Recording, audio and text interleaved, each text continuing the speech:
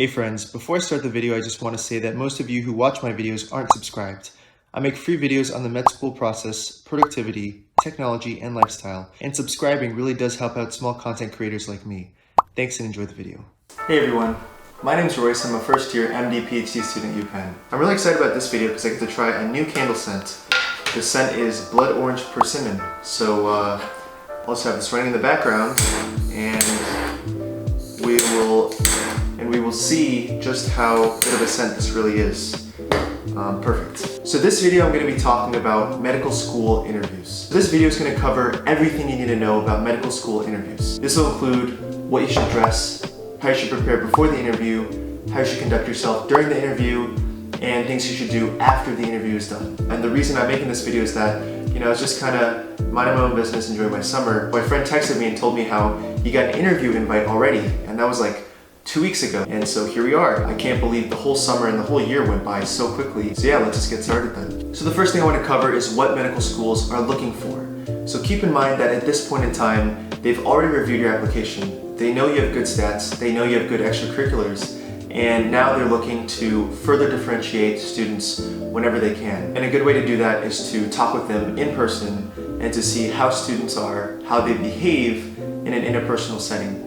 And obviously this is really important if you're a physician because your job is to talk to patients all day. So just keep in mind that their motivation is to make sure that you have a pretty good personality and that low-key you're not a sociopath. So with that in mind, your goal should be just to have a normal conversation and show you're a normal person. So during the interview day, you have to make sure that you dress professionally. And this was actually a wake-up call to me when I applied because I had no idea, and honestly it's kind of expensive, but you have to do it. It's just a part of medicine. So for guys, that means wearing a full suit, making sure you have a tie and dress shoes on. Because I've seen people who show up with no ties and they just look completely out of place. For girls, you want to wear a professional outfit too, and I think that looks like pants. But I'm honestly not 100% certain on this, so definitely double check with other people. A skirt's probably fine as long as it looks pretty professional. So just keep in mind that medicine is a very old school field, and so the way you dress can leave a very positive or very negative impression on your interviewer, who is a doctor. But if interviews are virtual, which I think many of them will be, then you're in luck. You only need the top half of your suit, and you can save a lot of money that way. The next thing I want to talk about is being confident,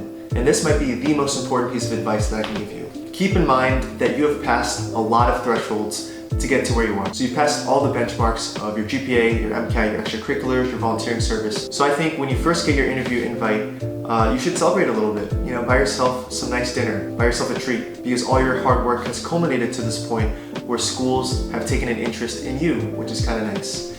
And I remember when I first got my interviews, I let out a huge sigh of relief because I thought to myself, wow, I didn't completely mess up somewhere in my application. And also, I'm not a complete fraud. So when you attend these interviews and you see other interviewees, it's easy to compare yourself to them. But try to ignore the fact that half of them go to Ivy Leagues. Try to ignore the fact that a lot of them have first author nature and science publications, because you're here and the school wants you just as much as they want the next person. So just remind yourself that you deserve to be here based on your accomplishments. No one can take that away from you. But on the other hand, remember to be humble. Humility is endearing. Keep in mind that medical schools have your application on file, so you don't need to go in there listing all of your achievements, all of your awards, all of your publications. That's completely unnecessary and honestly might only hurt you in the end. So now I'm going to shift gears a little bit and talk about how you can prepare for these interviews, starting with recording yourself.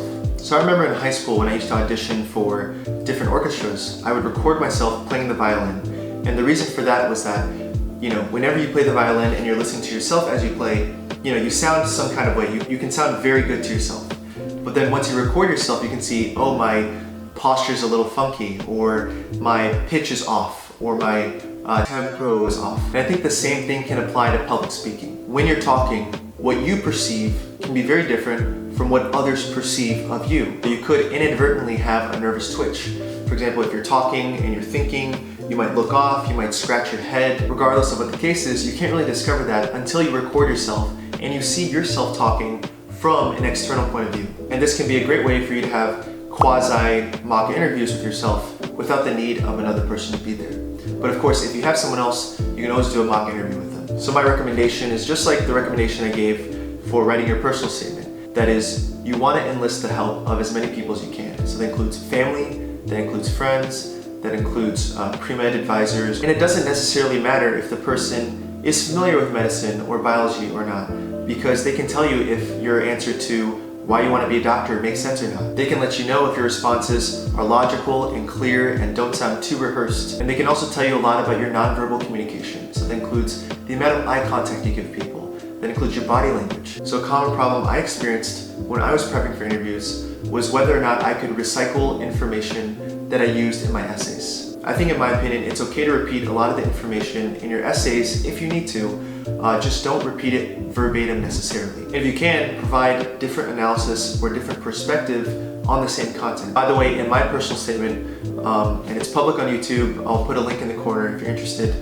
I talked mostly chronologically about my journey from when I started in high school to me applying to medical school. Now, when I was asked in an interview why I want to be a physician, I didn't say my story chronologically. Instead, I listed it more based on reasons. So for example, my first reason would be, I like to think logically and I like to stimulate myself intellectually, and that's what science provides. Second reason might be, I like close contact with people. So by putting a different spin on the same content, you're able to stay true to your personal messages while not just blatantly regurgitating your essays. So a good strategy that worked for me at least was preparing for a few questions that I knew for sure would come up in the interview day. I would write some notes about how I wanted to respond for each of the questions, and I would practice it in front of a video camera so I got to the point where I gave a very clear, very logical response in just 2 or 3 minutes.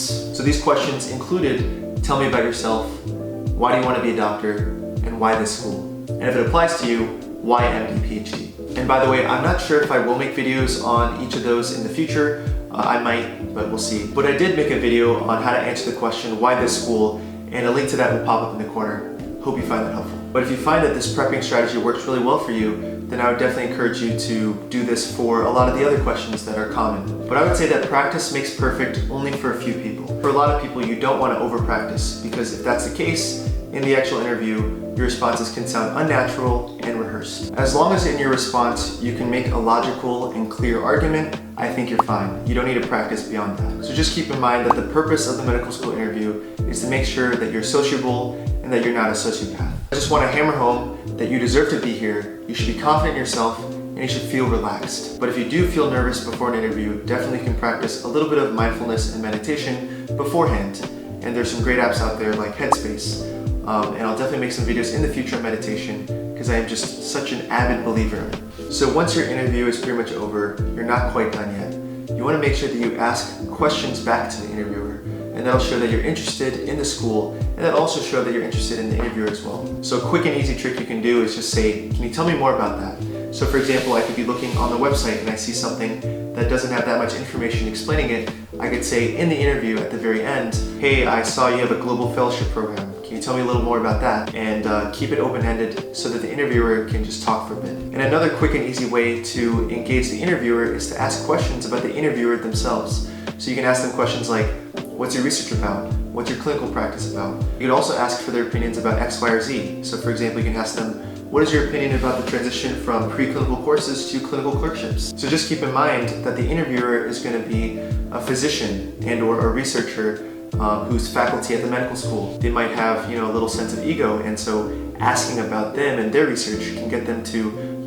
become more enthusiastic and talk a little bit about themselves, which can be beneficial for you. And once you finish your interview day, don't forget to send thank you letters. And if you're interviewing at a place like Penn or an Ivy League that is a little more old school, you can definitely send paper cards, but of course, if you don't trust that, then you can definitely just send emails, and that's perfectly fine. And basically you can just write a short paragraph about how you appreciated them giving their time to you, and mention a specific detail or two that came up in the conversation, just so they remember who you were. And I think regardless of what happens to the thank you letter, whether it's thrown in the trash or filed away in your admissions folder, it's still just a nice courtesy to do, because these physicians are taking time out of their day to see you. And that's pretty much all I wanted to say for this video. If you found it helpful, please like and subscribe. Thanks, and I'll see you later. Bye.